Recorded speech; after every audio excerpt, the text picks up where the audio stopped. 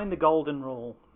Like many of my fellow Santa Claritians, I'm still musing over the dreadful events that occurred at a local high school last year, where a lone gunman shot and killed two of his fellow students, as well as injuring two others, before taking his own life. The phrase humankind does seem to be an oxymoron, as the heart of the issue does seem to be the human heart. In last week's article, I highlighted the fact that the second cause of death for today's employee is homicide, the first being transportation accidents related to the workplace.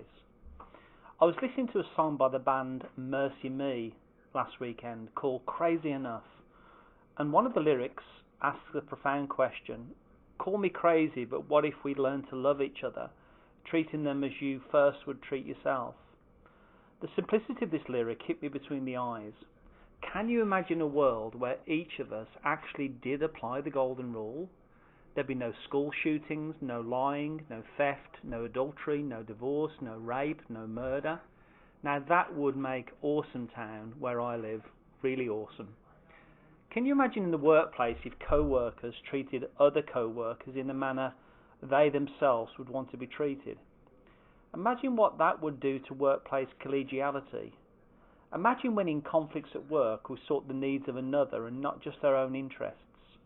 What would it be like if a department truly did work as a team and had a vision bigger than self-interest?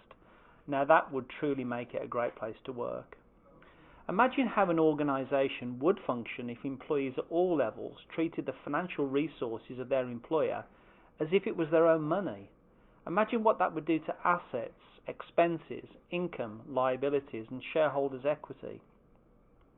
If more senior leaders treated their direct reports in a way they themselves would like to be treated, they'd literally be turning the organisational pyramid upside down.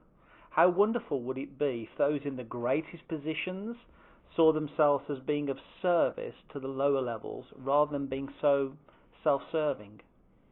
Talking of serving, what about customer service? Wouldn't you agree with me at the heart of poor customer service is when you, as the consumer, felt that you weren't treated how you believe you should have been treated? Why can't we apply the golden rule? What is it that's so deep down within our DNA that causes all of these problems between human beings? It seems we really are just fallible, imperfect individuals. We're obviously not all as bad as we could be, and we're obviously not all as good as we should be. To lift our spirits, my wife and I decided to go and watch the feel-good movie A Beautiful Day in the Neighbourhood, about the life of Fred Rogers. Surely he was a perfect human being. Well, it actually seems he wasn't, as what I found very haunting about the movie was the closing scene where Mr. Rogers banged all of the keys in a discordant manner on the piano, which was one of his ways of dealing with the anger and frustration that he felt inside about human beings. So even Mr. Rogers, it seemed, did have a heart condition.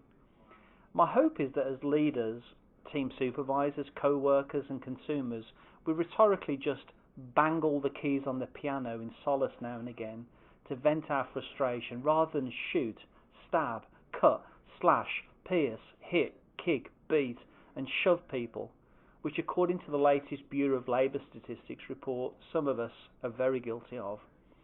My hope for Thanksgiving, which is just around the corner, is that we would see more of the kindness put back into human kindness. Yes, that would indeed make a beautiful day in the neighbourhood.